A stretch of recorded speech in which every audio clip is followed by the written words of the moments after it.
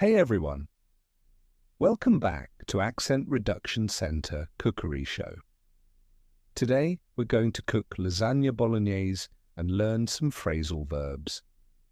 Here's what you need: ground beef, tomato sauce, onion, garlic, olive oil, lasagna sheets, grated cheese and salt. First, we chop up the onion and garlic. Then we heat up some olive oil and throw in the onion and garlic until they smell delicious.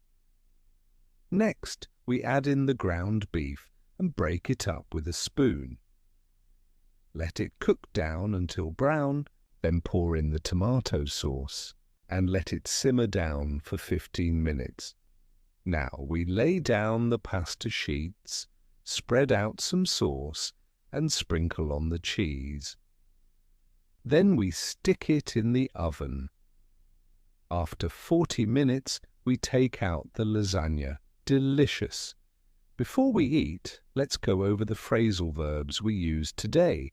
Chop something up, heat something up, throw something in, break something up, pour something in, simmer down, lay something down, spread something out, sprinkle something on, stick something in, and take something out.